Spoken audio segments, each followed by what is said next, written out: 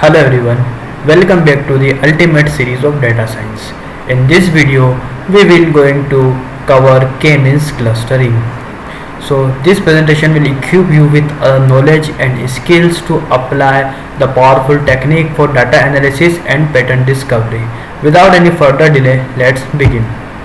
So, what is clustering?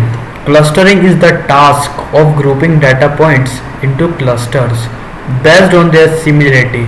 It is an unsupervised learning technique where no prior knowledge of label is available. So clustering is a task for grouping data points into clusters. What is K-means?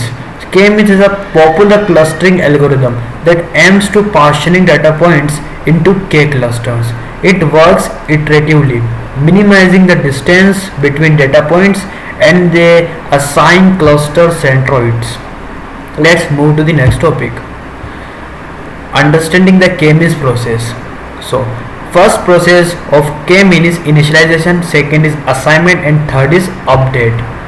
What is initialization? The algorithm starts by randomly selecting K initial cluster centroids. So, in the initialization, we need to assume a K value. And second is assignment. Each data point is assigned to the closest cluster centroid based on a distance matrix like Euclidean distance. We use Euclidean formula to calculate the distance between two centroids. Third is update. The cluster centroids are recalculated as the mean of all data points assigned to that cluster. We want to update the center clusteroid by calculating mean of two data points. Let's move to the next topic.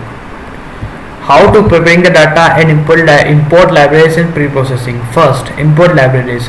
We start by importing necessary libraries like scikit-learn, sklearn, and matplotlib for data manipulation and visualization.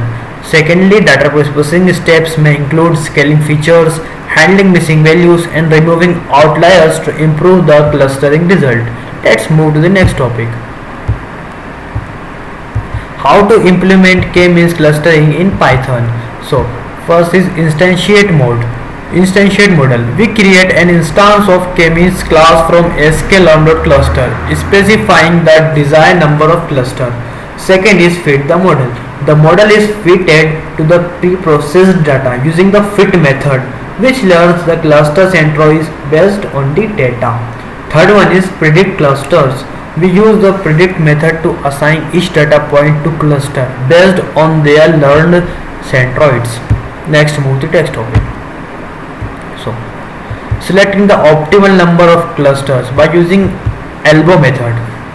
So, the within cluster sum of squares WCSS measures the sum of square distance of data points from their respective cluster centroids.